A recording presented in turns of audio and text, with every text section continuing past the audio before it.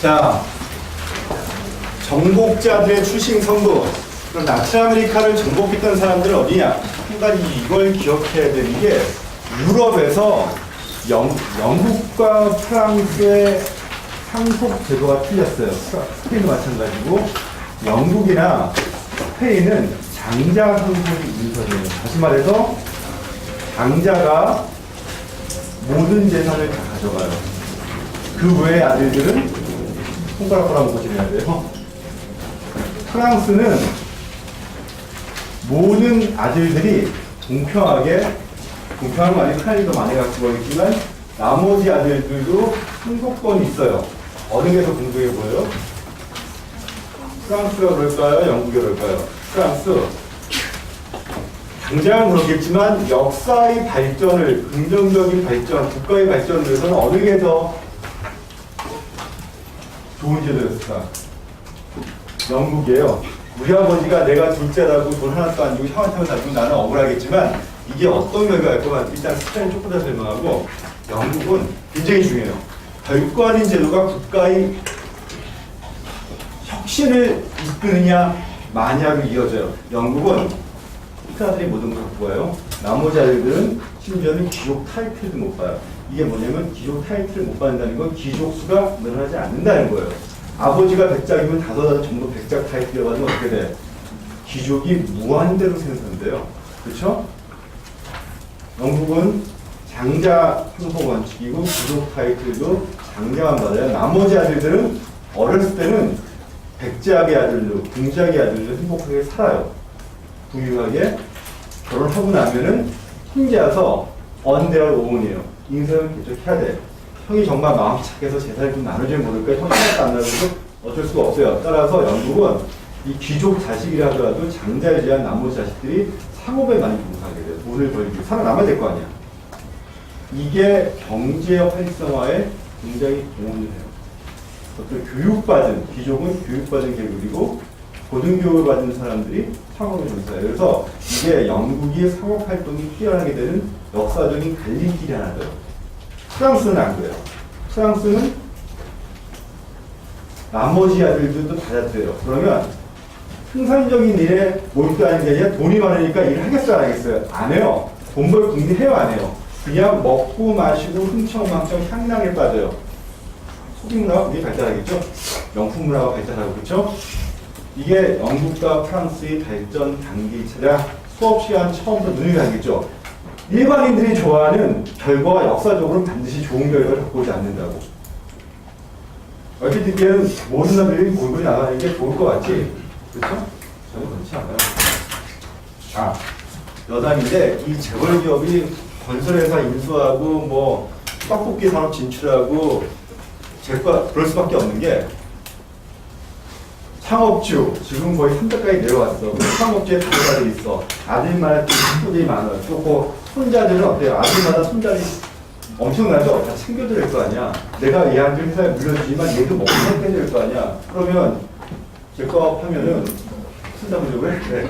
여기서 손 잡아야지 먹게 생겨진다. 그치? 평생 먹을 거 말을 해주는 거예요. 패션업계.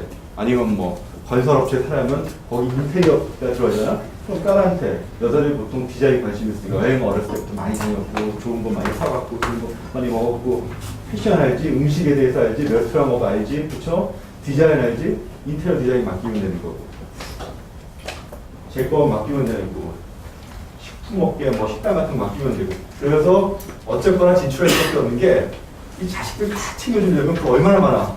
먹고 살 거 챙겨야 될 거 아니야. 자, 스페인도 영국과 같은 제도였어요. 대부분 상속권이 없는 귀족이 차남이에요. 전직군인 또는 모험가들. 그러니까 스페인에서는 원래 이민은 있죠.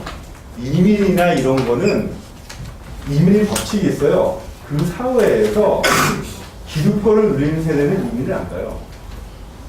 물론 한국은 예외였습니다. 한국은 특히 미국 이민은 60년대, 70년대 한국에서 미국 이민 간 사람 중상류층 이상이었고 고등교육을 받은 사람들이었고 왜냐하면 언제 전쟁이 날지 몰랐고 그리고 미국 유학 간 사람들 중에서 한국이 아직은 불안했기 때문에 정치적으로 여러 가지 면에서 독재 정치가 싫어서 그럴 수도 있고 안 돌아오고 남는 사람들이 많아요. 미국 유민자들은 유학생이 남거나 돈이 많은 중상류층이 간 경우도 있고 또 뉴질랜드, 호주도 자식 교육을 위해서 보통 남아프리카고 하는 건 전부 자식 교육을 위해서 간 경우가 많고 한국은 굉장히 예의적인 표현을 쓰고 그러니까 한국도 이민사회 보면 미국 이민자들하고 중남 이민자가 극과 극으로 틀려요. 미국 이민자들 대부분 미국 이민도 80년대 이후부터 바뀝니다. 70년대까지 80년대 이후부터는 고등교육을 받지 못했거나 아니면 고등학교만 졸업한 사람들이 많이 가기 시작했어요. 그때부터 이제 한국도 정치적으로 안정이 되기 시작하니까 내가 얘기했던 미국이 한국은 낭만적인 일이에요. 로맨틱 60년대 70년대 고등교육을 받은 사람들 아니면 유학생들이 많거나 90년대 이후는 뭐 유학생들 되도록이면 들어오려고 해요. 그렇죠? 되도록이면 들어오려고 하고 내 친구들 미국에서 남아서 전부 지금 교사하고 있는데 지금은 토론이 어떻게 하면 한국에서 들어갈까? 한국이 사실은 세상에서 제일 살기 좋은 사회예요. 한국 사람들한테. 여러분들 지금 뭐 파리, 로마, 베르사람 좋다고 하지 나이가 지나면 지날수록 한 가지 느끼는 게 내가 분명하게 있어. 서울이 점점 더 세계에서 정말 매력적인 도시가 되어가고 있고 한국이 정말 한국 사람한테 살기가 좋은 거예요. 이 나이 들면서 진짜요. 내가 지난주에 뉴욕에 있었고 3주 전에 파리에 있었고 그랬었는데 가면서 느끼는 게 한국은 서울은 점점 더 세계에서 매력적인 도시가 되고 있고 왜 그렇게 되는데 동남아인들이 한국에 오는지 몰랐어. 설문조사하니까 동남아인들이 가장 동남아 같은 도시 1위가 서울이었어요. 나는 지금 그걸 잘 이해해요. 여러분들이 이해하는지 어떤지 모르겠지만 많이 나가보고 부딪혀보면 나이 들면 한 20년 뒤에 느낄 거예요. 젊었을 때는 다 나가고 싶어요. 나이 들면 다 들어오고 싶고 기소문도 있어가지고 아니요, 한국은 굉장히 역동적인 사회예요. 단지 역동성이 무너지면 안 되는데 그 역동성이 지금 무너질까봐 굉장히 걱정이에요. 한국은 역동적인 사회인데 그 역동성, 특히 교육기회에서 역동성이 무너지면은 미래가 없죠. 한국은 교육기회에서 역동성이 있었는데 요새는 그 정부가 대학 입시를 건들려면 건들수록 사교육 시장이 커지니까 역동성이 무너지죠. 일단 대부분 성폭도적 기록이 차라 정책 구조를 스페인에서도 기득권을 누리는 귀족들은 남미로 이민을 안 가요. 기득권을 누리는 사람들은 정복을 안 떠나. 자, 한 가지 정복과 이민이 틀려요. 스페인은 1560년대까지는 뭐였다? 정복의 시기. 1560년대가 끝나면 아스테카, 마야, 잉카, 칩창 다 정복이 돼요. 정복이 끝나면 그다음부터 이민의 시기를 적어들어요. 첫 번째, 일단 정복의 시대에 정복자들은 목숨 걸고 일어나야 돼요. 그렇죠? 그리고 정복을 하려면 대부분 군사 경험이 있어야 돼요. 귀족들, 스페인은 100년 동안 이교적 선조를 전투를 벌였다고 했죠. 귀족들이 싸우는 게 일상화된 사회였어요. 그래서 귀족이 차남이거나 전직, 군인 또는 모험가들이 목숨을 걸고 떠나요. 또 실제로 정말 많은 거를 이루고 또 많은 정복가들, 모험가들이 죽어요. 인디오들한테 몰살을 당하기도 하고.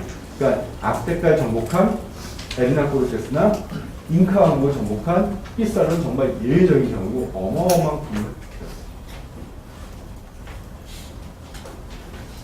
많은 수가 죽고 많은 수가 성공하고 거기서 토끼를 획득해서 대지주로 바뀌고 그렇죠? 그들 뭐라고 한다고 했죠? 끄리 오요라고 한다고 했죠? 그렇죠? 스페인에서 태어난 이 정복가들 아니면 대지주들의 후손을 뭐라고 했어요? 끄리 오요라고 했죠? 오늘날 이 끄리 오요 후손들이 나치 아메리카의 모든 정치, 경제를 독점하고 있습니다. 이 전체 인구의 백인들이 5% 미만이에요. 그렇게 차이가 나중에 하겠지만 아르헨티나는 전체 인구의 90% 이상이 백인이고 칠레나 우루과이나 나머지는 백인 인구가 거기까지 안 되는데 어쨌거나 그거는 수업에 따로 가도록 하고요. 나치 아메리카에서 상위 5%의 백인이 모든 정치, 경제력을 독점하고 있다고 보는데 유일한 예가 쿠바예요. 쿠바는 쿠바 혁명이 일어나서 자본가 계급을 전부 추앙했어요. 보트피플을 돼서 이들 전부 어디가 정착했어요? 도망가서 오늘날 마이애미에 정착하고 있죠. 마이애미에 사는 사람은 대부분 쿠바 혁명 후에 도망친 쿠바인들의 후손이에요. 거기 다 백인들이고. 쿠바에서 60년대, 70년대 보트피플로 쿠바를 도망쳤던 사람들은 누구였냐? 이것도 쿠바를 나중에 후회하겠지만은 중상층 이상이 백인들, 상류층들이었어요. 중상혁명에서 싫어하는 자본가들이 다 도망쳤어요. 다 도망치고 마이애미 정착했고 80년대, 90년대, 특히 90년대 이후에 소련이 붕괴하면서 쿠바가 경제적인 원조를 부릴 데가 없다 보니까 북한하고 쿠바가 거의 무너지다시피 했고, 쿠바에서도 거의 뭐 배고파서 죽는 사람이 속출하게 되니까 나중에는 북한에서 난민 탈출하듯이 쿠바에서 난민들이 탈출해요. 이때는 먹을 게 없어서 탈출하는 사람들이니까 누구예요? 못 사는 사람 일반인들이죠. 쿠바 인구 대부분 흑인들이고, 그래서 90년대 이후에 쿠바에서 나온 사람들은 대부분 다 누구다? 흑인들이에요. 흑인들이었다는 이 대단한 점을 이해하면 되고요. 자, 정복의 시에는 보통 이런 사람들이 정복을 떠났어요. 실제로 많은 정복을 이뤄요. 500명의 군인들이 1000만이 아스테카 제국을 물었어요. 불과 200명의 군인으로 인구 보통 2000만이 되는 잉카 제국을 물었어요. 잉카 제국은 어느 정도 크기였냐면, 아스테카 제국은 그렇게 큰 국가는 아니었어요.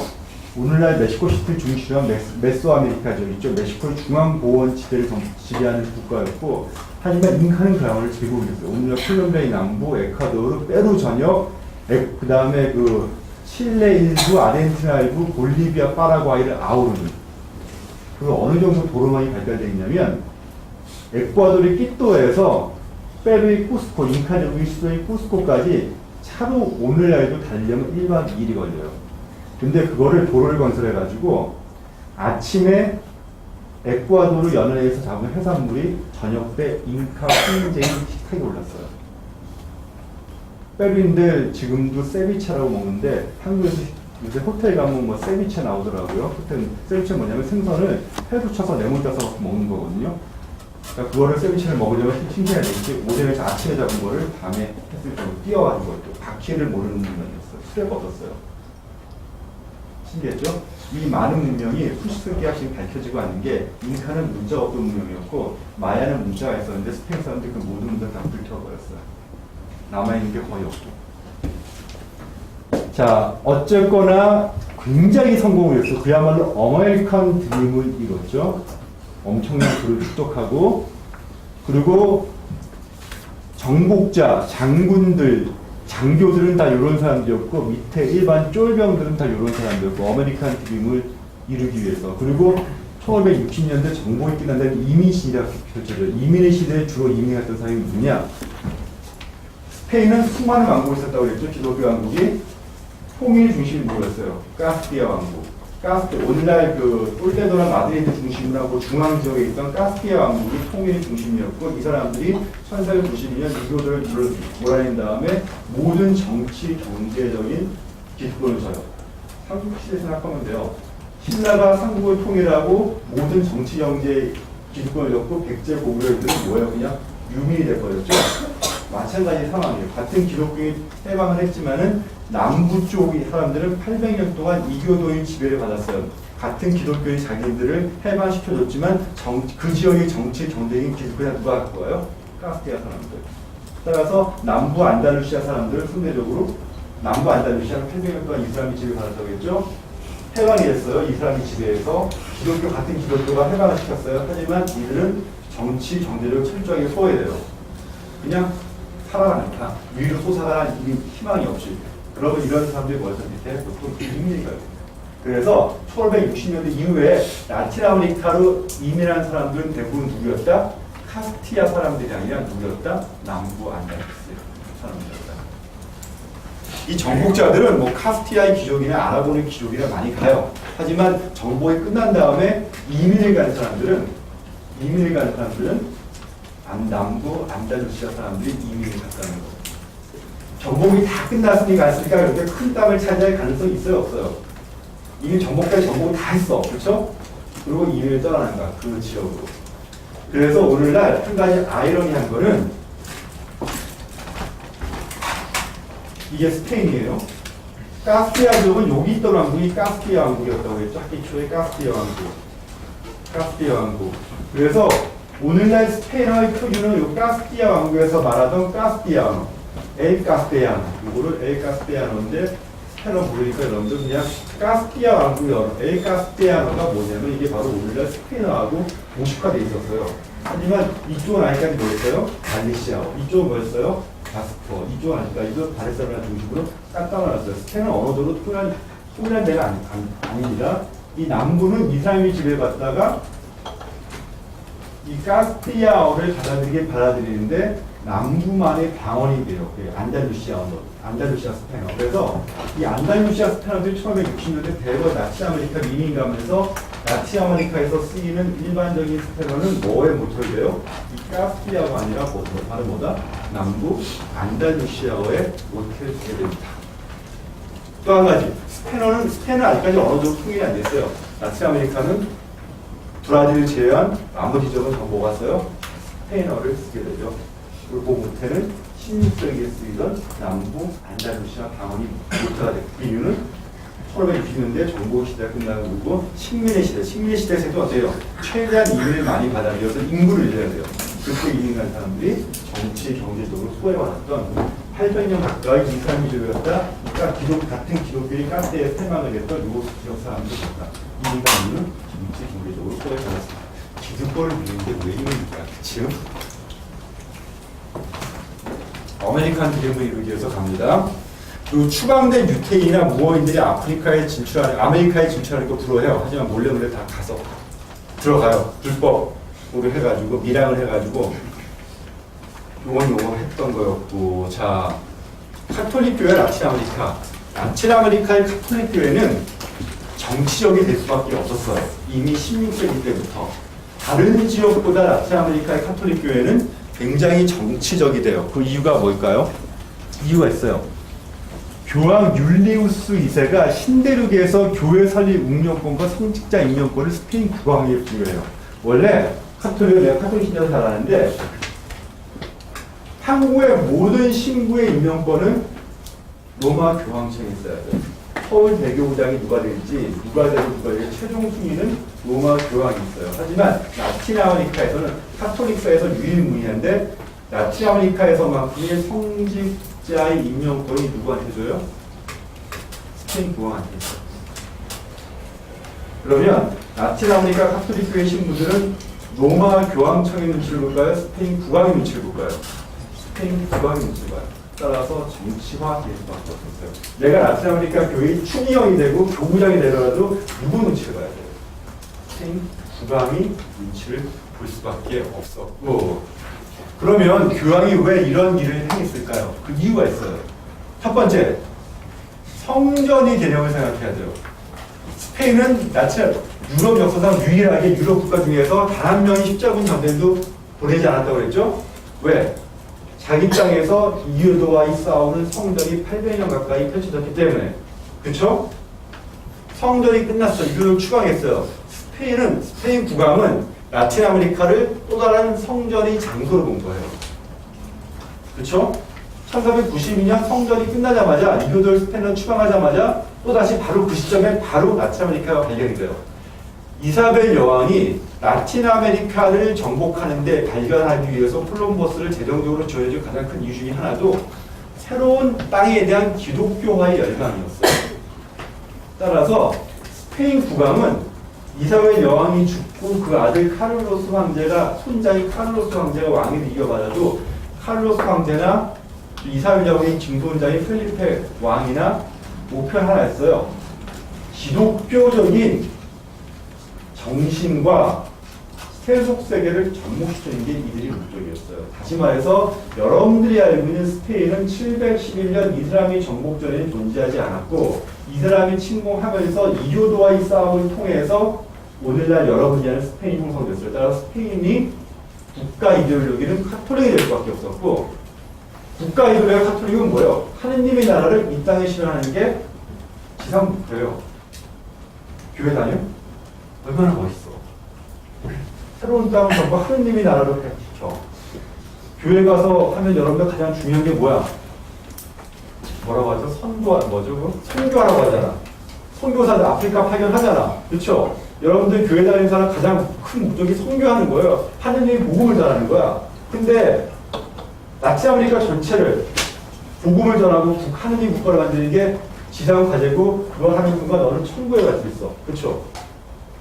바로 그 목표 때문에 라틴 아메리카를 정복하는 걸 승리한 것도 있어요. 물론 인도를 발견해서 새로운 무역 항로를 개척하는 것도 하나의 이유였지만 단지 그 이유가 50%면 나머지 50%는 새로운 땅에 대한 기독교화의 열망이에요. 하느님의 말씀, 복음을 전하는 거예요. 그걸 이해하지 못하면 라틴 아메리카 이해하지 못해요. 자, 발견했어요? 따라서 라틴 아메리카에서 새로운 성전을 벌여야 돼. 처음에는 인간인지 아닌지 몰랐어요. 얘들이 인간인지 아닌지 영혼이 갖고 있는지 아닌지 어쨌든 몰랐지만 어쨌거나 성전을 벌이는 거고, 믿지 않으면 죽이면 그만이야. 믿을래 안 믿을래? 죽이면 그만이야. 자, 그래서 성전을 벌였기 때문에 교황은 거기 성전을 벌이는 위대한 스페인 군대 정복자들한테, 국왕한테 성직과 임역을 스페인 국왕한테 과감하게 인정을 했거든요. 물론 스페인이 군사적인 파워가 엄청난 것도 있었겠지만 나중에 스페인 국왕이 교황까지 포로를 잡아서 6개월 동안 감금시킨다고 했죠. 이 당시 1492년 이후에 스페인의 군사력은 유럽 최강이었습니다. 향후 100년 동안 유지해요. 단 한 차례의 전투도 지지 않아요. 눈의 강전이면 영국의 엘리자베스 여왕한테 무적 함대가 패배할 때까지 단 한 차례의 전투도 진 적이 없습니다. 신대로 성직자들 정치가 초래, 왕에게 복속돼요. 이게 신대로 성직자들 정치가 초래한 게 언제까지였습니다? 오늘날까지예요. 유일하게 카톨릭 교회와 정치권이 권력이 이 상세를 깨려고 노력했던 게 유일하게 누구냐면 멕시코. 1910년 멕시코에서 혁명이 일어나요. 멕시코 혁명이 제1 슬로건 중 하나가 뭐였나? 카톨릭 교회의 정치력을 타파시키고 카톨릭 교회가 갖고 있던 어마어마한 토지를 몰수하는 거였어요. 실제로 그렇게 해요. 카톨릭 교회의 정치 권력을 뺏어버려요. 결과가 어떻게 됐냐? 로마 바티칸이 멕시코와 국교를 단절해요. 라틴 아메리카는 카톨릭 국가지만 멕시코만은 유일하게 불과 몇 년 전까지 로마 교황청과 바티칸과 국교가 없는 세계에서 몇 안 되는 국가 중에 하나였습니다. 1910년부터 2004년도가 현재까지 멕시코 한때 나올 거예요. 그래서 멕시코만 유일하게 어떻다? 카톨릭과의 고리를 타파하려고 노력했다. 언제? 멕시코 혁명 발발하면서. 그래서 바티칸과의 국교가 끊어졌고 멕시코만 유일하게 카톨릭 교회가 20세기, 21세기 초반까지 정치적으로 카톨릭 교회가 탄압을 받았어요. 정부에 의해서. 멕시코가 유일했어요. 자, 또 고리 끄는 게 있지. 쿠바 혁명. 그렇죠? 쿠바 혁명이라니까 쿠바는 뭐 완전히 끊어지고. 그래서 그랬죠. 군부 대지주 교회 3대 권력층을 형성하는데 카톨릭 교회가 중요한 요소를 작용한 이유를 이제 이해하겠죠. 그래서 이게 모두 이 거대한 신사들이 라틴 아메리카 고질적 문제 이야기하고 결국 이런 것들이 1910년 멕시코 혁명 나오게 되는 발발, 1970년대 해방신앙이 발견을 하게 되는 얘기가 돼요. 1970년대 해방신앙이 브라질, 탄자니아, 라틴 아메리카의 반품을 일으키고 한국까지 이어져요. 내가 86학번인데 80년대 한국에서 해방신앙 서적은 부른 서적이었었는데 많은 선발이 세력이 그거를 열심히 아마 이석기 구속됐지만 이석기도 열심히 읽었을 거예요. 해방신앙이 뭐냐? 그 공산주의 혁명과 성경을 합쳐버린 거예요. 혁명을 꿈꾸는 거야. 그래서 해방시장이 불붙었고 공산주의까지 다 무너졌지만 아직도 일부 브라질의 시골이나 이런 데 가면은 카톨릭 교회 성직자들의 일부가 아직도 강동시장 해방시장의 바탕에서 근무해요. 혁명을 꿈꾸는 거지. 카톨릭 교회도 뭐 파가 여러 개 있어요. 뭐 예수교회파, 뭐 프란시스코파, 뭐 여러 개. 그다음에 또 뭐 있죠?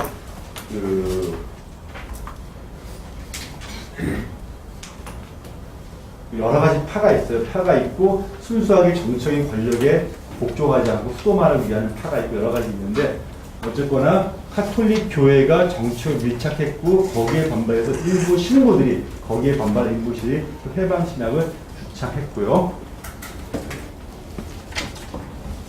그러면 어떻게 불과 몇백 명 스페인이 라틴 아메리카 정복할 때 보낸 군인은 불과 몇백 명밖에 안 돼요. 어떻게 몇백 명의 군인으로 이렇게 어마어마한 인구 몇 천만이 넘는 인디오색을 패배시켰냐? 스페인 무기의 우월성 뛰어났죠? 아세카, 신공기 문화, 잉카, 석근나, 구속 신석기 시대 목표가 나왔겠죠? 스페인 총이 있었죠? 대포가 있었죠? 철기 문화였죠? 말이 존재. 라틴 아메리카 말이 없었어요. 여러분들 미국의 서부영화 보면은 막 야생마가 뛰어놀죠? 원래 1492년 전에는 라틴 아메리카에는 말이 없는 국가였어요. 말이 어떻게 생겼냐. 이게 참 재밌는 건데, 스페인 사람들이 말을 몇 마리 갖고 와요. 정복하려고. 미국까지 가요. 미국은 금이 안 나요. 뭐 몰살자거나 인도들한테 아니면 올 때 하니까 말이 도망치거나 몇 마리 놔두고 오고, 아르헨티나 판파죠. 아르헨티나 정복하는데 아르헨티나에는 원래 말이 없었어요. 거기 금이 없었어. 거기 정복대원들이 전부 인도들한테 몰살당해요. 그리고 그냥 말이 그냥 방치가 돼요. 아르헨티나 초원, 미국 서부 먹을 게 없는 땅이었고 금이 안 나기 때문에 방치가 됐다가 몇백 년이 흐르고 나서 보니까 그 말이 새끼에 쳐가지고 사람들은 더 많아졌어요. 소 있죠? 스페인 사람 소를 스페인에서 끌고 왔어요. 아르헨티나 판파 지역에서 놔두고 그냥 원정대가 돌아갔어요. 몇 마리밖에 안 됐어. 그게 1500년대, 그러니까 16세기 했다가 그게 한 200~300년 지나고 1800년대 후반에 가니까 소가 몇 천만 마리를 늘어났어. 어마어마하게. 그래서 그 소를 같은 거 아르헨티나가 우추고 발달시켜가지고 19세기 말에 아르헨티나가 세계 3대 부국 중에 하나로 발전하게 되는 계기가 된대요. 또 수없이 아르헨티나가 할 거예요.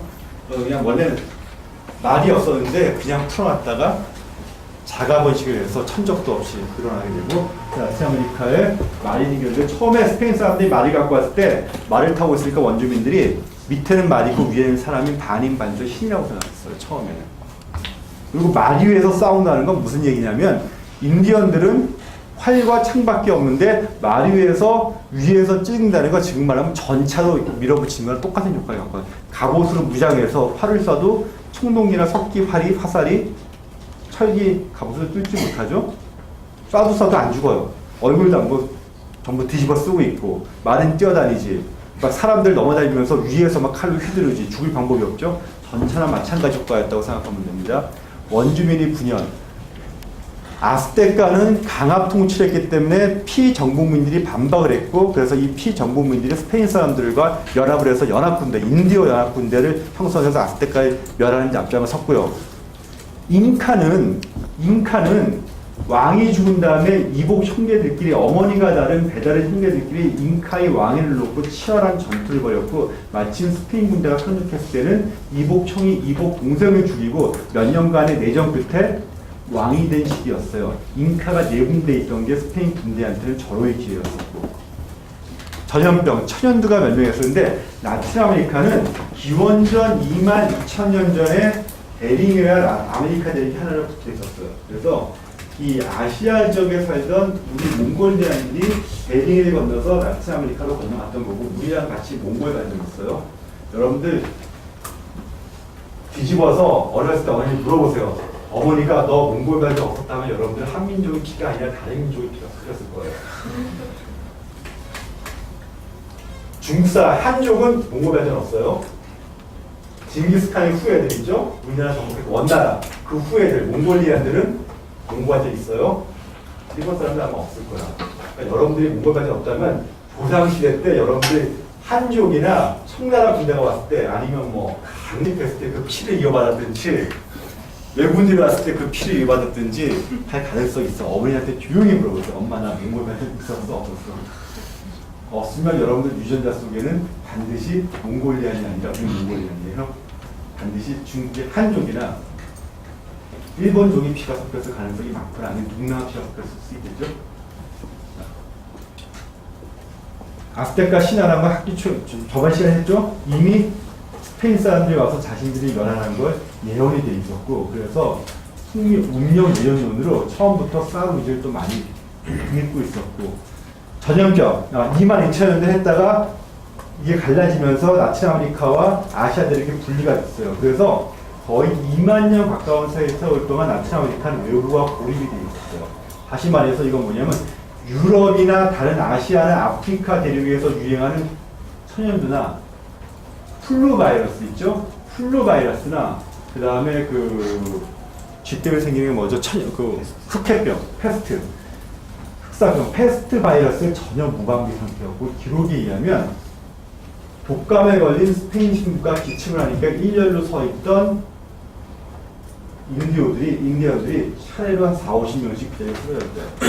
그게 왜냐면 그 대체적인 바이러스가 마치 농약 있죠? 농약을 막 꽂는 거랑 똑같은 효과였어요. 그만큼 2만 년 동안 전혀 외부에 무방비로 노출된 그래서 많은 사람들이 전염병으로 죽어요.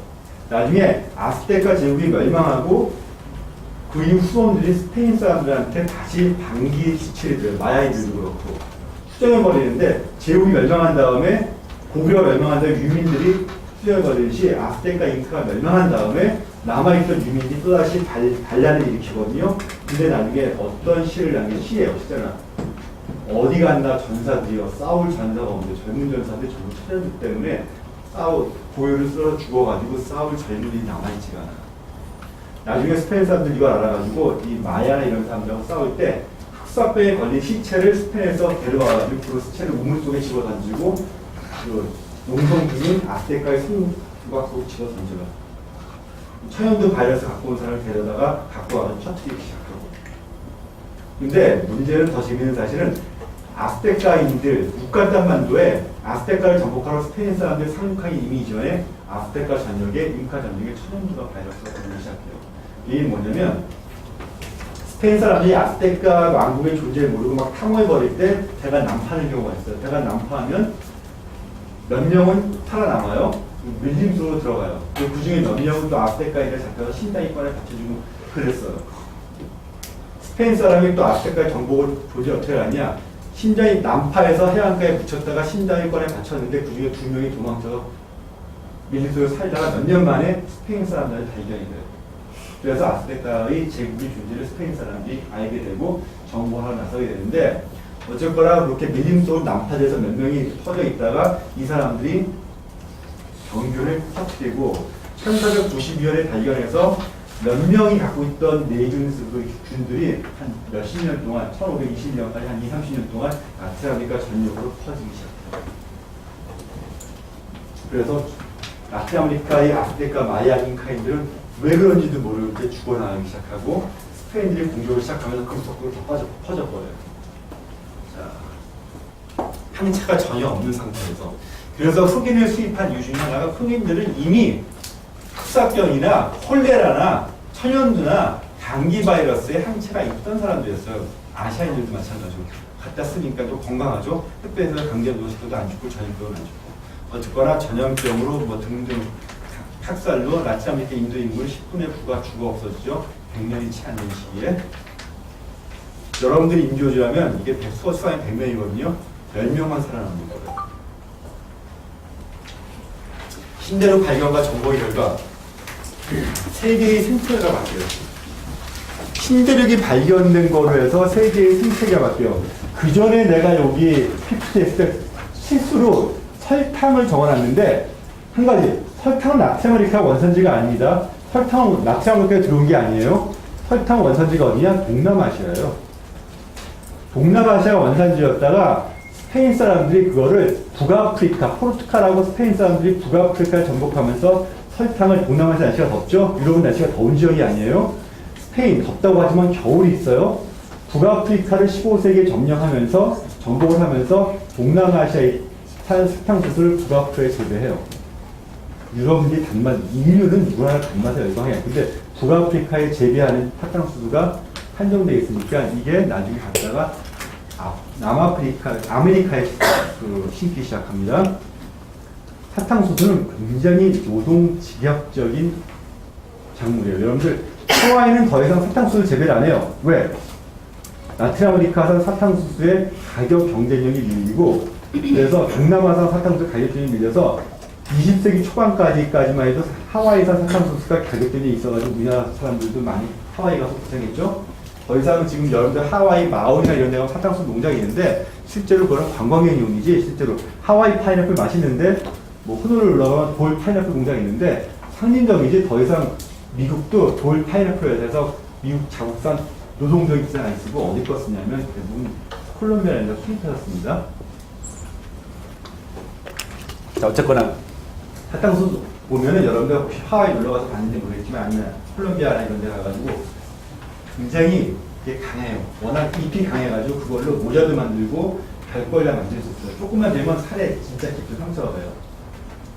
노예들이 뭘 되려면 엄청나게 막 살이 돼야 되거든요. 그리고 표정은 이걸 일을 해야 돼요. 굉장히 노동지역적 상황인데 이걸 일하려니까 노예가 필요하죠. 그래서 또 아프리카에서 대량의 흑인 노예들을 데려오기 시작하죠. 왜 무역 사탕수수 때문에 발달하기 시작합니다. 또 사탕수수가 폭발적으로 인기 있는 시기가 어디였냐면 단맛에 대한 열광이 이렇게 사탕수수가 폭발하지 않았어. 언제? 산업혁명이 일어나면서 사탕수수가 폭발해요. 왜? 산업혁명이 일어나요? 왜 사탕수수에 대한 수요가 폭발할까? 왜? 노동력을 착취하려고 하다 보니까 원래 또 한 가지 산업혁명 때문에 가까운 것 등이 커피와 사탕수수예요. 첫 번째, 커피의 원산지는 어디예요? 아프리카예요. 이게 커피가 이슬람으로 전해져서 이슬람에서는 열렬하게 환영받아요. 유럽에서 인기를 못 끌어요. 유럽에서 뭘 마셔요? 원래 차를 마셨어요.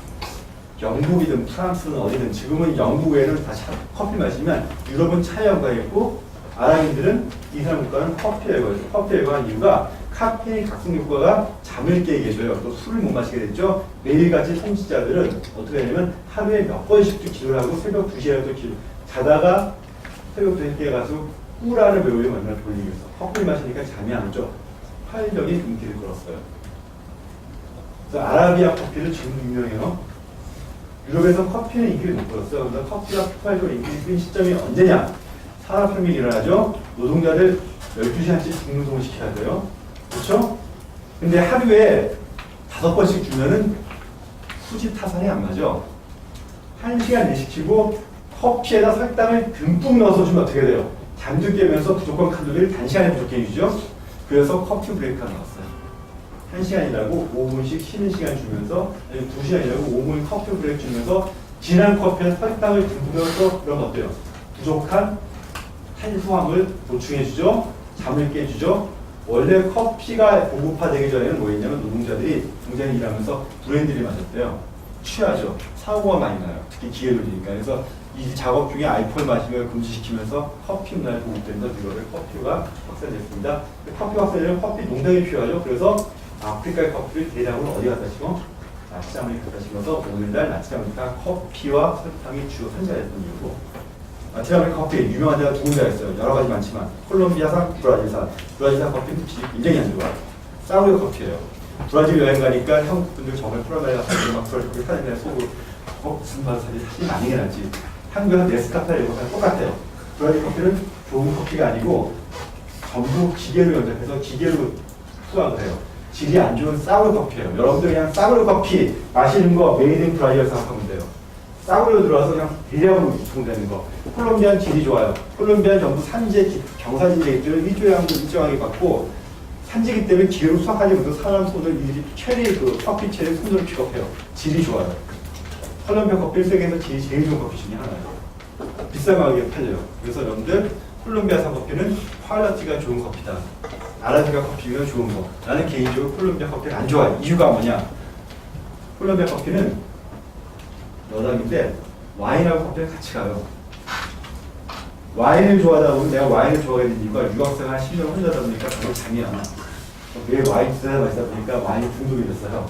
20년 동안 마셨는데 마시다 보면 나중에 배울 필요가 없고 자꾸 한 20년 동안 마셔봐. 맛이 느껴져. 이게 단맛이 체리 맛 나는 게 블루베리 맛 나는 흙맛이 나는데 처음엔 나는 신메론 와인만 좋아하고 부드러운 것만 좋아하는데 이게 와인을 좋아하면 좋아해서 처음에 프랑스가 싫어했어요. 너무 복잡하고 결국 동창령은 프랑스 와인 중에서 피노누아, 부르고뉴. 커피는 라틴아메리카 참 편해요 마시기. 동창령은 인도네시아산 수마트라 만델리 이게 동창령이야. 나는 라틴아메리카 커피를 지나치게 과일 향이 느껴지고 설탕이 느껴져서 별로 싫어하거든요. 커피도 마찬가지 와인도 그런데 좋아하는 건 좋아하지만은 자 여담이었고 그래서 라틴아메리카 원래 커피랑 뭐가 없었다? 사탕수수가 없었다. 유럽인이 갖다 심은 거예요. 와인도 재배가 안 됐는데 유럽인이 갖다 심은 거예요. 또 한 가지 여담인데 처음에 스페인 사람들이 신부들이 미사에 집중할 때 반드시 필요한 게 뭐예요? 와인이에요. 카톨릭 교회에서 미사라는 건 뭐냐면 예수님들이 마지막 만찬을 제언하는 거야. 예수님이 마지막 만찬은 뭐예요? 너희는 이것을 나눠 먹어라. 이는 빵 나누죠. 너희는 이것을 받아 먹어라. 이는 내 피입니다. 와인 나누죠. 이 의식을 매주마다 제언을 해야 돼. 그래서 반드시 카톨릭 미사일 때 뭐가 필요해? 와인이 필요해. 와인이 없으면 안 돼. 그래서 카톨릭 신부들이 와인을 재배했는데 이 키트를 줘요.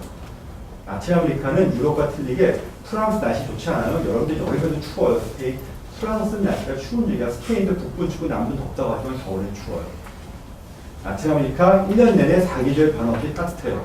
와인 나무가 저절로 자라서 정말 질 좋은 와인이 막 재배가 되니까 이게 스페인 수출이면 스페인 와인 농가 망하죠. 유럽 와인 농가 망하죠. 그래서 처음엔 와인 나무 갖고 와서 씹었다가 전부 강제로 다 잘라버리고 노신기를 불법화시켜요. 그래서 일부화하는 게 일부 카톨릭 교회에서 이세라고 제가 일부만 철저히 관리하고 수출 못하게 나머지 다 잘라버리고 그 중에 하나 칠레 귀족 중에 하나가 몰래 와인나무 재배해가지고 몰래 그걸 수확해서 불법인데 혼자 마셨던 게 있었어요. 그게 한국에 수입돼서 7,000원, 8,000원, 만원짜리 싸고 와인 뭐죠 그? 가시에로 데 디아블로인가? 한국에 수입돼 이마트는 굉장히 싼 가격에 팔아. 그 설명까지 붙어있어요. 레벨에. 스페인은 라틴 아메리카는 와인, 커피, 설탕이 없었는데 신뢰를 들고 왔고요. 여러분들 뉴질랜드, 호주 타면 뭐가 떠올라요? 양모가 떠오르죠? 양들 놀던데 뉴질랜드, 호주, 신대륙이 원래 양들 없었어요. 거기 목줄 이렇게 잔디가 없었는데요. 잡초밭이 이렇게 나무들 모아있는데 유럽인들이 이걸 딱 전부 불 피워서 쌀리하고 잔디 갖다 심어요. 그 양을 들어가. 그래서 원래 뉴질랜드, 호주에는 여러분들이 지금 보는 것처럼 평화로운 잔디밭에 양들이 노는 게 없었습니다. 유럽인들이 데리고 받았습니다. 알겠죠? 소, 말도 유럽인들이 데리고 들어오고요. 반대로 신대륙에서 라틴 아메리카에 들어온 거 뭐냐? 감자, 담배, 코코아, 토마토, 초콜릿 등. 초콜릿은 원래는 아스테카 마야 귀족들만 마시던 거였어요. 언제 마셨냐? 섹스를 하기 전에. 일종의 최음제 역할을 했어요. 아니면은 피로회복제, 전자들이 싸우러 나가기 전에 칼로리 보충을 위해서. 어떻게 마셨냐? 초콜릿을 그냥 쓴맛을 마셨어요. 쓴맛으로. 액체로. 끈적끈적한 액체를 죽처럼 해서 굉장히 끈적한 죽처럼 마시려고 보면 돼요. 코코아는 두 가지 성분으로 구성되어 있어요. 여러분들 그 카카오들이 녹대 거 보면 두 가지예요. 요새 뭐 초콜릿 뭐 해가지고 하는데 다크 초콜릿 하는데 좀 잘 해야 돼요. 어떻게 영양소 사야지. 코코아는 거의 80%가 90%가 카카오 버터, 기름이에요. 나머지 10%가 카카오 메스예요. 원래 아스테카나 마야인들이 먹던 초콜릿은 카카오 기름은 다 버리고 카카오 버터죠. 카카오 메스로 만든 거예요. 근데 비싸요. 고가예요. 그래서 잉카나 아스테카나 마야에서는 귀족들 아니면 못 먹던 굉장히 비싼 거였고 유럽으로 다녀서 유럽인들은 귀족들만 먹었어요. 굉장히 쓴맛은 다크예요. 완전히 다크, 100% 다크. 그러다가 산업혁명이 발달하기 시작하면서 17세기 말에 스위스 사람이 초콜릿 그 액체에다가 카카오 메스뿐만 아니라 카카오 버터 있죠? 카카오 버터에다가 우유를 넣으니까 초콜릿이 굳는다는 걸 발견했어요. 그래서 뭘 만들었냐? 카카오에서 초코 있죠? 카카오에다가 라떼가 나처럼 라떼는 우유예요. 초콜 라떼. 초콜릿이 뭐 LAT가 뭐 뜻이 뭐냐? 우유라는 뜻이에요. 초콜릿. 카카오 메스가 아니라 카카오 기름에다가 우유를 만들어서 파는 초콜릿이 만들어서 그런 거예요. 굳은 초콜릿. 그래서 유럽으로 보내면서 노동자들이 지친 몸을 달래주게 되죠. 초콜릿 먹으면 살쪄요. 우유 살찌고. 그래서 초콜릿 라떼, 초콜릿이 아니라 순수하게 카카오 메스로 만들어서 여러분들 많이 먹어도 기름이 없기 때문에 칼로리 좀 높아서 살은 안 쪄요. 기름 먹으면 살찌지. 고기 살코기 먹는 게 아니라 고기 삼겹살 기름만 먹는 거예요. 여러분들 초콜릿을 먹는다는 건 삼겹살에서 기름만 먹는 거 마찬가지고 다크 초콜릿 순수하게 카카오 메스 먹는 거는 살코기와 똑같아요. 삼겹살 여러분인데 그게 바람이가 그린 카카오 있죠? 그거 보세요. 볼 때 다크 초콜릿도 카카오 메스로 80% 90% 만들면 한데 드린 카카오가 그렇게 나오죠. 가격이 얼마고 몇천 원. 오늘 대부분 다크라고 하더라도 카카오 메스는 이만큼밖에 안 들어가요. 보통 모든 비싼 거는 보통 다크 초콜릿 요만큼에 보통 얼마 2, 3만 원씩 해요. 비싸요, 그거는. 카카오 메스는 원래 비싸요. 고가예요. 그 카카오 메스를 먹으면 와인 먹는 거랑 똑같이 뭐 체리 맛도 느껴지고 뭐 토양 맛이 그대로 느껴져. 카카오 버터는 안 느껴지면서 카카오 메스를 먹으면 와인하고 같이 마시면 그걸 맞고 초콜릿을 많이 같이 마시면 그걸 맞고요. 그래서 여러분들 보세요. 하나 볼 때 다크 초콜릿인데 카카오 버터가 아니라 카카오 몇 프로. 카카오 몇 프로만 한 거는 그거는 카카오 버터인 얘기예요. 업자들이 속이기 위해서 카카오 80% 90% 하는 건 속이기 위해서 하는 거고 카카오라면 카카오 버터를 내기고 카카오 메스 정확하게 카카오 메스 몇 프로 정확히 됐어요. 나벨이 보세요. 드림 카카오 한번 어떨 거? 카카오 메스를 냈으면 카카오 몇 프로 될 수 있을까? 다크 초콜릿 50%하면 카카오 50%라는 건 카카오 버터 50%라는 얘기고 카카오 메스 80% 이렇게 되면 여러분 안심을 먹어보세요. 금과 원의 대량 유입, 가격 혁명이 일어나죠. 임금 노동자들이 몰락하죠. 여러 번 했어요. 금광이 들어오니까 물가 상승, 임금 노동이 몰락하니까 어때요? 물가가 오르면 오를수록 임금 노동자들은 지출은 손해보지만 상공업자들은 물건값 같이 오르니까 생산수단을 가진 상공업자들은 손해를 안 봐요. 귀족이 몰락하고 상공업자들의 경제 향상에서 부르주아 계급이 경제력이 확장이 돼요. 부르주아 계급이 탄생하면서 커져요. 공무원들도 몰락하기 시작하죠. 귀족들이 몰락을 하기 시작하니까. 스페너가 전체 라틴 아메리카를 통일하고 식민 시대 1560년 전복 시대가 끝나요. 4개의 부왕국을 놔둔다고 했죠. 4개의 부왕국을 놔두고 통치 시작하는데 이 4개의 부왕국의 부왕이나 행정관은 대부분 다 어디서 왔다? 스페인 동부에서 파견하고 임기가 끝나면 돌아가고 나머지 끄리오요들이 있죠. 끄리오 대지주는 어때요? 정치권 없이 경제 권력만 갖고. 세 번째 장 드디어 나머지 보도록 하세요.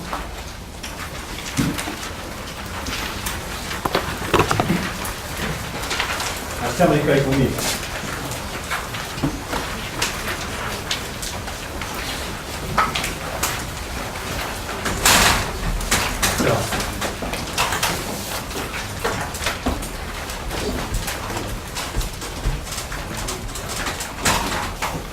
스페인으로 가서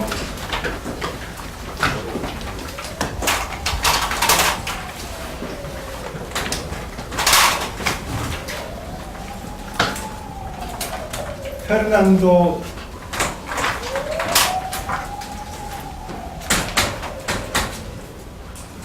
이사벨 여왕이 있었다고 했죠. 그 부인이 남편이 페르난도. 이사벨 여왕은 어디 여왕이에요? 카스티아. 페르난도 왕은 어디 왕이에요? 아라곤 카탈루냐의 왕이에요.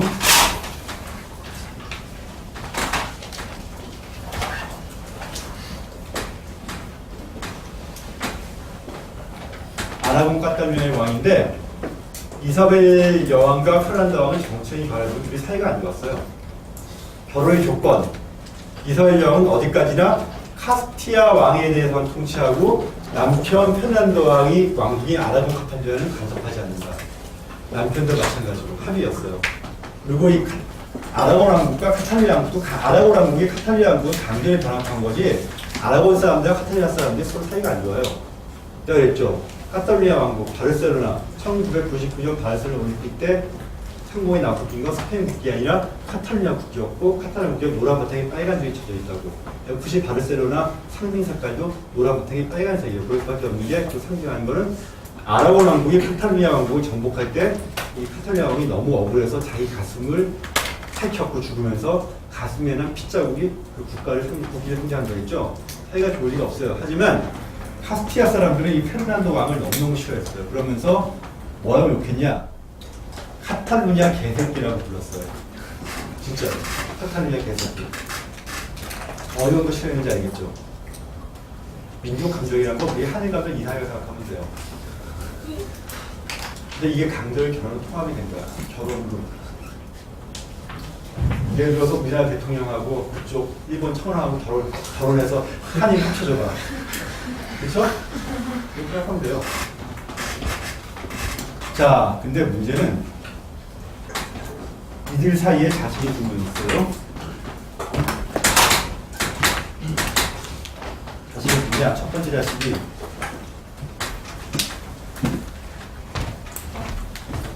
후안하고 이쪽이 이것도 안 나오네. 이쪽이 이름이 스페인어로 까뜨리나 까딸리나 그런데 영어로 캐서린이에요. 캐서린. 영화에 굉장히 많이 등장하죠. 후안한데 이사벨이 먼저 죽어요. 남편보다. 여기서 모든 문제가 생겨요. 이사벨이 남편보다 먼저 죽으니까 페르난도가 이 카스티아 왕위를 차지하고 싶어요. 근데 이사벨이 죽으면은 카스티아 왕위는 누구한테 있게 되냐? 남편이 아니라 딸한테 가게 돼 있어요. 카스티아 국민들도 부어가니까. 이 페르난도 왕은 싫어했어요. 카스티아 국민들 굉장히. 근데 후아나가 별명이 라로카, 후아나 라로카. 미쳐버려요. 방위가. 정신병자였어요. 왜 미쳐버리냐? 아버지도 그렇고 어머니도 그렇고 다 자기를 사랑하지 않죠. 사랑 없는 결혼이었죠. 남편을 만나요. 남편이 펠리페인데 너무 잘생겨서 별명이 펠리페 엘 에르모스예요. 펠리페 엘 에르모스. 너무너무 잘생겼어요. 너무너무 미안했고 별명이 에르모스. 근데 이 남자가 얼굴값을 한다고 너무너무 바람직이었고 여자는 다 건드려요. 하루는 자기 부인이 침대에서 부인이 시녀와 섹스를 하다가 벌거벗고 정살을 벌인 장면이 이 여자가 그걸 목격해요. 본 순간 미쳐버려요. 본 순간 정신 착란 증세를 일으켜요. 그래서 정신 착란 증세를 일으키니까는 치료를 위해서 남편이 살고 있는 네덜란드로 보내버려요. 이 아버지가. 이 사람은 누구냐? 아버지가 막시밀리안 황제예요.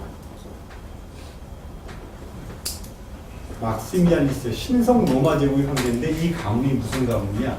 합스부르크 가문. 합스부르크가 들어봤어요? 안 들어봤어요?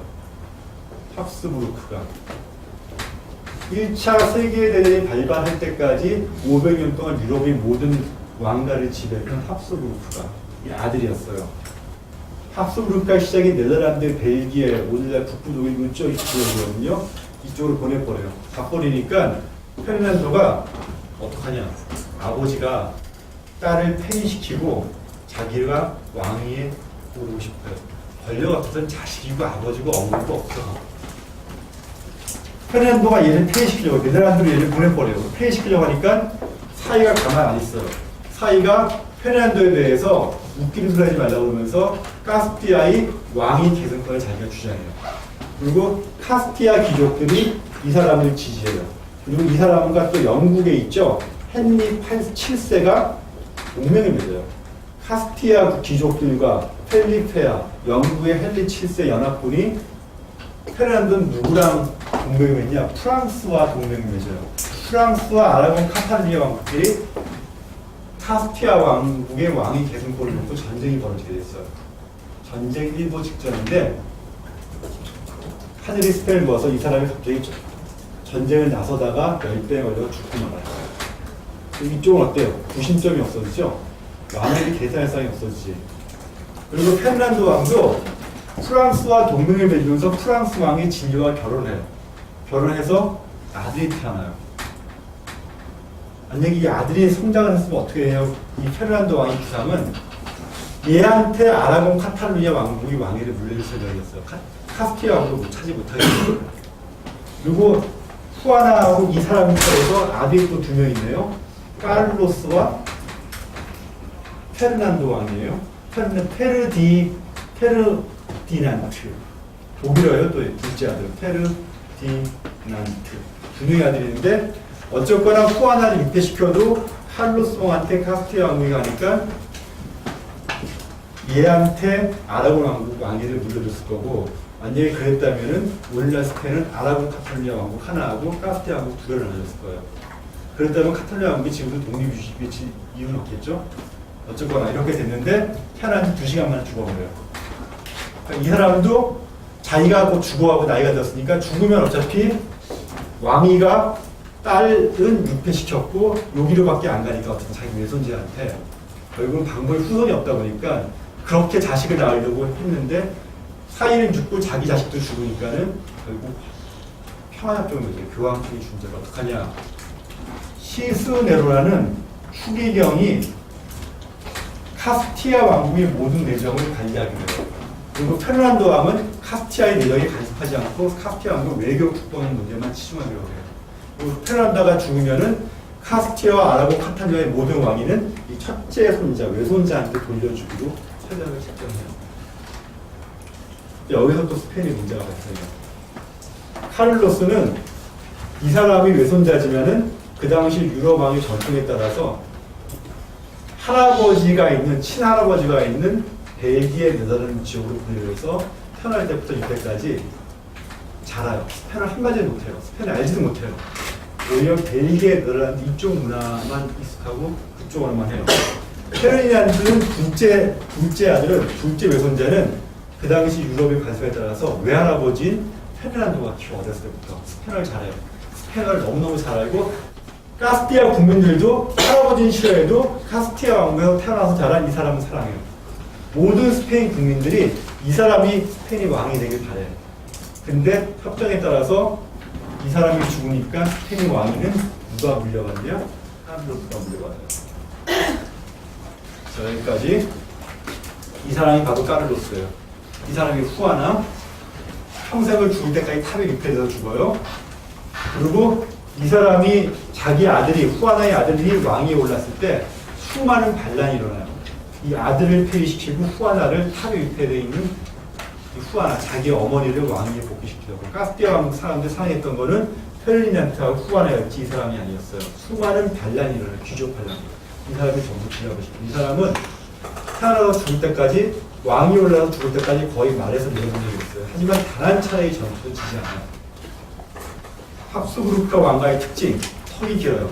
그리고 유전적인 4차절간의 결혼으로 유전적인 결함이 있어가지고 거의 모든 합수그룹과 왕들이 입을 잇다고 그러대요. 사진상으로 입을 했는데 서 있으면은 말할 때 유혈가 됐고 파리가 들어갔다 나왔다 그랬고 유전적인 결함, 왜냐면 근친상간이 항상 있기 때문에. 자, 이 사람 수많은 반란을 지휘시키고 이 사람 왕이 오르면서 어떤 영토를 물려받냐? 네덜란드, 벨기에, 신성 로마제국, 스페인, 시칠리아, 이탈리 산데냐성, 이탈리 나폴리, 라틴 아메리카, 북부 아프리카까지 제국을 물려받아요. 인류 역사상 가장 큰 영토의 주인이 됐거든요. 그러면서 했던 일이 뭐냐? 아까도 얘기했지만 세속적인 권력과 기독교적인 카톨릭 정신의 권력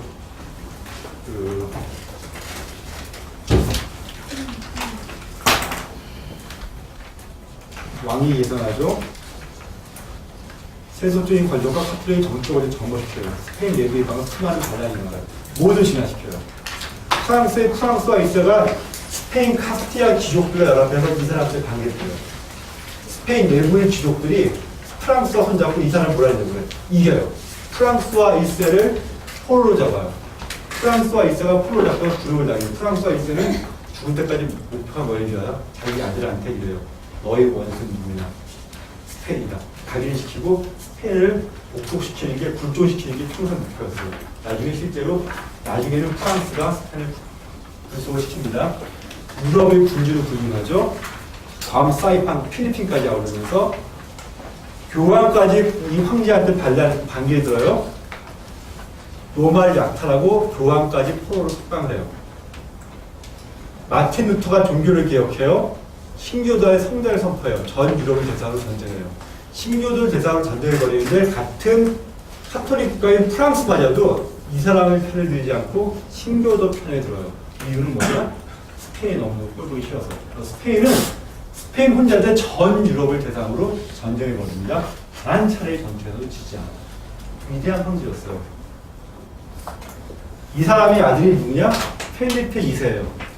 펠리페 2세. 이 사람이 죽고 나서 펠리페 2세가 왕위를 물려받으니까 어떻게 되냐? 펠리페 2세가 왕위를 물려받으니까 펠리페 2세가 스페인과 라틴 아메리카 물려받고 신성 로마 제국은 동생한테 왕위를 물려줘요. 신성 로마 제국도 한심했던 게 독일어를 한마디도 못하는 페르디난트, 스페인어밖에 못하는 페르디난트가 신성 로마 제국 황제가 돼요. 자, 기억해두도록 하세요. 여기서 재밌는 사실은 이사벨과 페르난도 왕이 막내 딸인 까트리나는 누구랑 결혼했냐? 헨리 8세랑 결혼해요. 헨리 7세의 아들. 이드라에서 태어난 여왕이 누구냐? 메리 여왕이에요.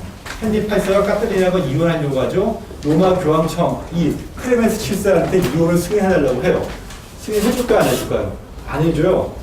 스페인한테 포로로까지 잡혔던 교황이고 따라서 스페인 눈치를 봐야 되는데 감히 카를로스 황제의 고모인 까트리나하고 얘가 이혼하겠다고 하는데 이혼을 허락해요? 큰일 나려고? 안 해주죠. 이혼을 안 해줘요.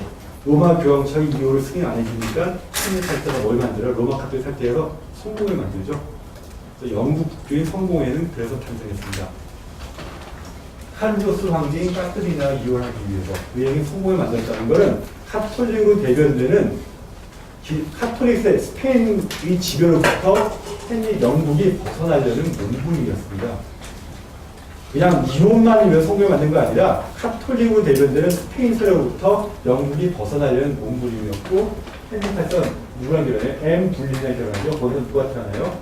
엘리자베스가 태어나죠. 엘리자베스 여왕으로 등극하죠.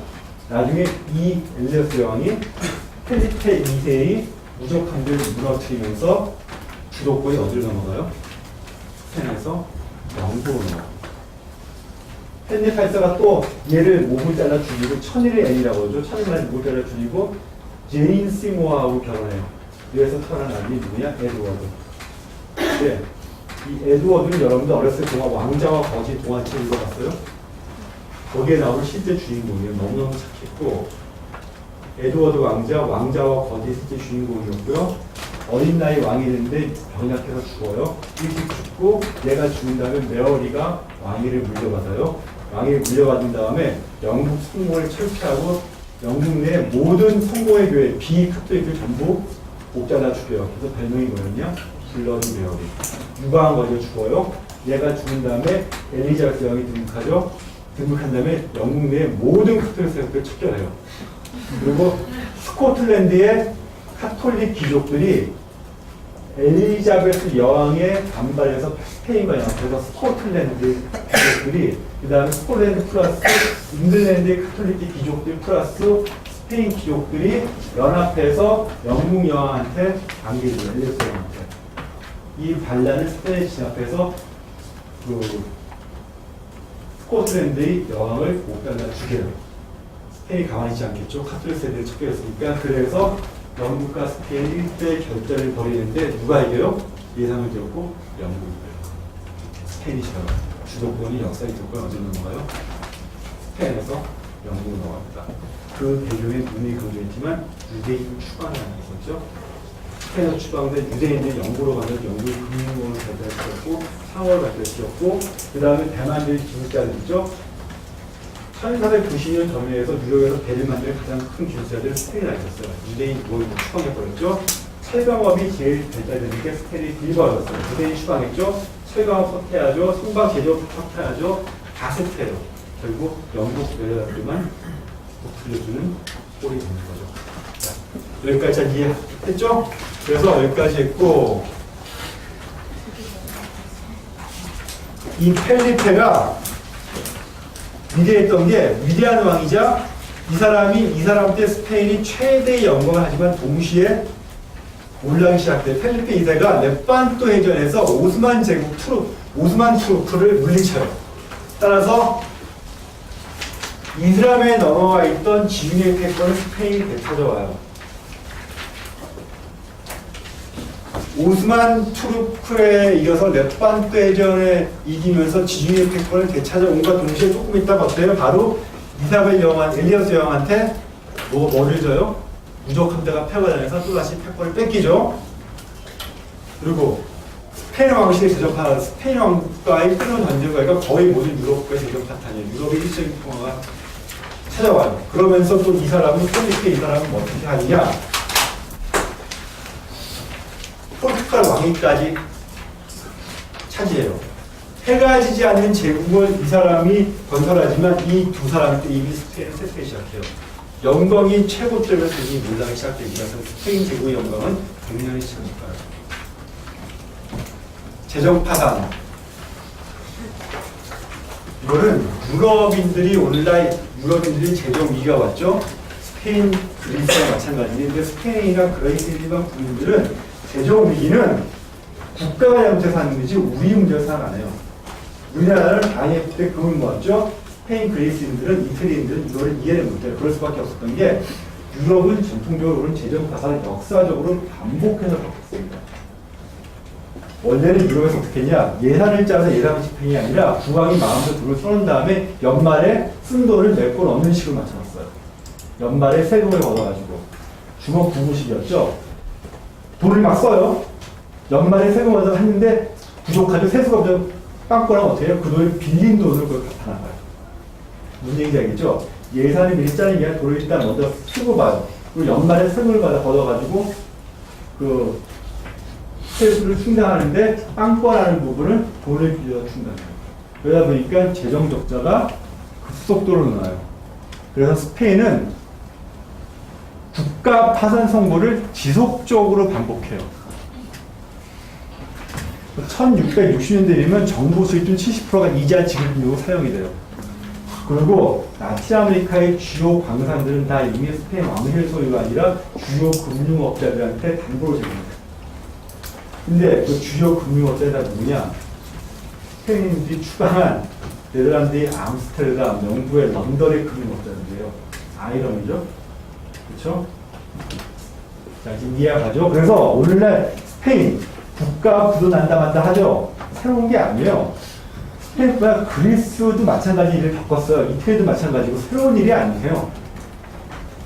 국가 파산하면 우리는 많이 큰일 나는 줄 알았지?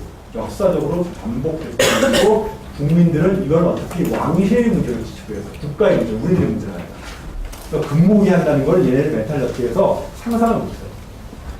우리는 우리의 문제였어요. 이건 아까 해적왕 드레이크 등장하는데 요거 여러분들 카리브해에 가면은 카리브 해적의 영화 봤어요 안 봤어요? 카리브 해적 인터니까 스페인 잠깐만이 나왔지? 거기 보면 주요 등장인물이 누구예요? 스페인 군대, 영국 군대 나오죠? 자, 카리브해의 해적이 등장하게 된 배우를 처음에 설명할게요. 엘리어스 형이 되게 똑똑한 여자였어요. 처음에 엘리어스 형이 여왕 자리에 오를 때는 감히 스페인의 무적 함대에 대항할 능력이 안 됐어. 어떻게 했냐? 해적을 만들어요. 비밀리에. 그리고 해적을 왕실에서 지원을 해줘요. 그 해적들이 스페인의 중남미에서 스페인으로 오는 보물선들을 끊임없이 공격해서 그 보물들을 뺏어가요. 그게 누구였냐? 해적왕 드레이크예요. 영국 엘리어트 왕이 개인적으로 끊임없이 이 카리브해 해적들을 후원해요. 그래서 초창기의 카리브 해적은 누구의 지원을 받는다? 영국이 왕실의 지원을 받았어요. 스페인인들이 끊임없이 외교적으로 문제를 제기하는데 그때마다 엘리어트 왕은 우리는 모르는 일이라고 발뺌을 해요. 해적왕 드레이크가 누구냐? 엘리어트 왕이 사랑하던 남자였어요. 그게 사랑에 빠져요. 하지만 결혼은 안 해요. 자, 드레이크고 그래서 카리브 해적이 등장했는데 나중에 무적 함대가 패배하고 지중해와 대상이 제일권을 스페인에서 누가 장악해요? 영국이 가져가 버리죠. 그럼 더 이상 비공식적인 해상 활동이 해적이 필요해야 안 해요. 안 하죠. 다시 말해서 사냥이 끝나면 사냥개는 어떻게 한다? 잡아먹는다.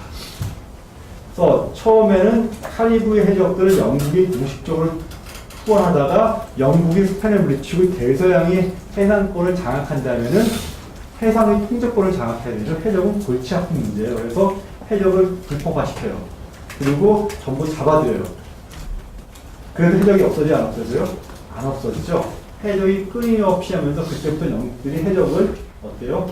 이제 불법화시키고 탄압하기 시작하고 카리브 해적은 바로 고시적 얘기고, 그렇죠? 처음에는 해적이 등장한 건 영국이 비공식적으로 스페인에 대항하기 위해서 만들었습니다. 자, 무적 함대가 패배하고 스페인 황금시대 종발하고 펠리페 2세의 아들인 펠리페 3세 왕에 의해서 게으르고 향락을 즐겨요. 마라토리 유스되죠. 왕이 게으르고 향락을 즐기고 이 펠리페 왕사가 또 하나의 바보 같은 일, 잔존하던 무어이 27만 5천 명은 아프리카를 전원 추방하는데 이 무어이들은 이대리처럼 잘 사는 사람들이 아니라 세를 하려는 사람들이에요. 이들 추방하니까 무어이들한테 세를 줘서 먹고 살던 스페인의 말단 귀족들이 전부 몰락했어요. 그리고 무어이들한테 돈을 빌렸던 스페인의 말단 귀족들, 중상층이죠. 쫄딱 돈을 돌려받을 일이 없잖아. 이들을 추방하면서 유대인을 추방하면서 스페인의 금융으로 상고업이 붕괴되고 무어를 추방하면서 스페인의 중상층이 등장했어요. 스페인 경제가 쫄딱 망했어요. 정말 바보 같은 일을 저질렀어요.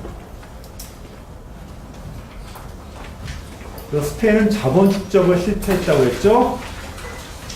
그래서 16세기 나치 아메리카에 유입된 금과 아닌 75%가 영국, 프랑스, 네덜란드 은행에 축적이 돼요. 이때부터 서구 자본주의 발전 단추 제공하고 서양의 균형에 대한 의미가 시작되고 영국, 네덜란드, 프랑스가 식민지를 건설하게 되는 힘을 마련하게 되죠. 자, 그래서 여기까지 하고요. 스페인의 금융 시스템이 마비된 상태에서 막대한 외국인 유비는 림프야 식량망 투여하지 스페인이 상공업 발전을 초래하지 않아요. 스페인은 문의 강제로 상공을 발달하지 못하고 산업자본이 축소되지 못하고 사회성이 일어나지 못하고 더불어서 부르주아 계급이 성장하지 못하고 부르주아계 성장하지 못하니까 시민교육이 성장하지 못하고 더불어서 시민혁명이 일어나지 못해요. 시민사회 성장이 안 돼요. 그래서 1970년대까지 어때요? 스페인은 국제 정치가 있었거든요. 결국 스페인이 대아메리카 무역의 6분의 5가 외국인을 만드는 시스템을 채워줘요. 스페인은 이류 국가로 타락해요. 뼈만 남은 거인이에요. 식민지의 정통적인 원칙이 없어요. 식민지를 가진 이유는 뭐예요? 식민지에서 쌀올려 들여다가 물려다 강호해서 식민지에 파는 거예요. 스페인은 이게 안 돼요. 식민지에서 들어오는 금과 은과 원자재가 스페인이 아니라 영국, 네덜란드, 프랑스로 건너가서 거기서 거기서 가공돼서 메이드 인 네덜란드, 메이드 인 프랑스, 메이드 인 잉글랜드 제품들이 식민지에 판매돼요. 스페인 역사는 아무것도 없어요. 결국 그러면 식민지 본국이 그런 역할을 못할 때 식민지 본국이 존재할 이유가 있어요? 없어요? 없어요. 오히려 나치 아메리카에서는 주요 대상국이 스페인이 아니라 어디예요? 영국, 네덜란드, 프랑스가 돼요. 19세기에 들어오면 또 미국이 추가가 돼요. 미국에서 나치 아메리카의 값싼 너무를 사다가 너무주를 만들어서 영국에 수출해요. 이게 또 영국의 스카치 위스키 제조업체들한테 타격을 줘요. 메이드인 미국산, 쿠바산 너무주를 원액을 상장을 들여와서 미국에서 그걸 가공해서 영국에 파니까 영국의 비싼 스카치 위스키가 경쟁할 수 없어요. 이게 주요 무역 문제로 발견돼요. 미국과 영국과. 근데 이런 문제들이 나중에 미국의 독립까지였습니다. 모든 건 미국의 독립이 결국 경제적인 문제이기 때문에 크게 되는데 이건 다음 시간에 할게요. 그래서 결국은 독립으로 이루어지게 됩니다. 다음 시간에. 수고했어요.